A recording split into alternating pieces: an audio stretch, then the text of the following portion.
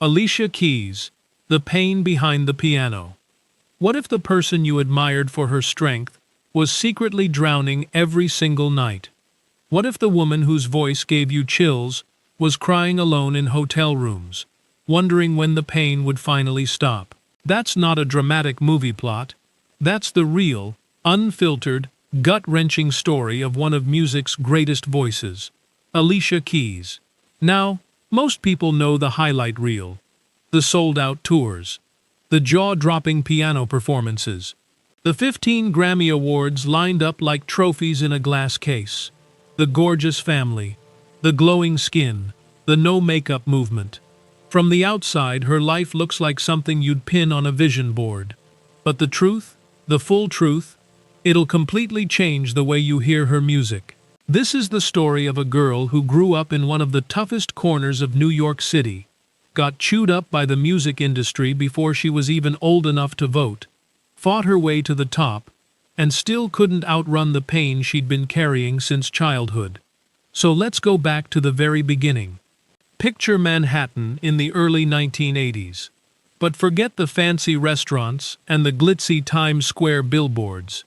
We're talking about Hell's Kitchen, a neighborhood so rough, so raw, so dangerous that even the name felt like a warning. Crumbling buildings, flickering streetlights, the sound of sirens never fully fading away. This is where Alicia Augello Cook was born on January 25, 1981. And from day one, life handed her a heavy load to carry. She grew up in a tiny subsidized apartment with her mother, Teresa, a paralegal who also chased an acting dream on the side. 2 jobs, 1 daughter, 1 small apartment, and a neighborhood that never let you forget how fragile everything was.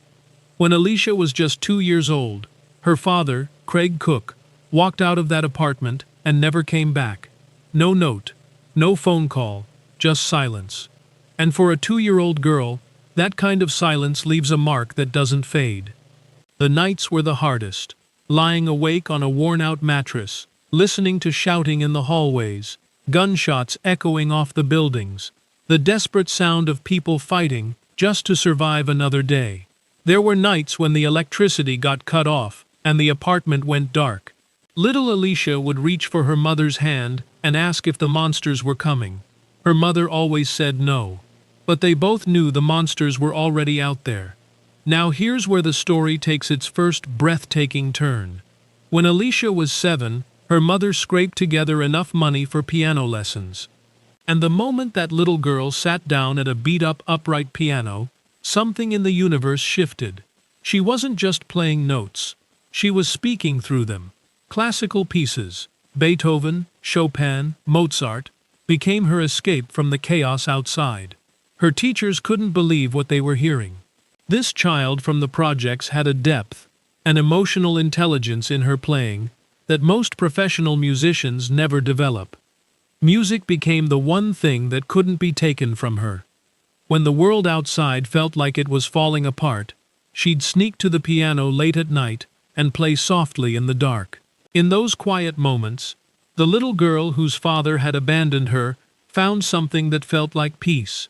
But the wound from that abandonment never fully closed. She grew up terrified that anyone she cared about could disappear without warning. That fear followed her like a shadow for the next 2 decades. By the time Alicia was 15, word of her talent had spread far enough to land her a recording deal with one of the biggest music labels in the world. You'd think that would be the happy ending, right? The girl from the projects gets her shot. But what actually happened inside that label was nothing short of a nightmare. The executives looked at this raw, classically trained, deeply soulful teenager and decided she needed to be fixed.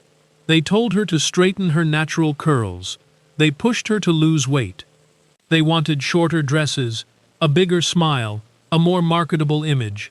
And the original music she'd been writing since she was 12, the songs full of real emotion and lived experience, they pushed those aside and handed her tracks that felt hollow and completely disconnected from who she was.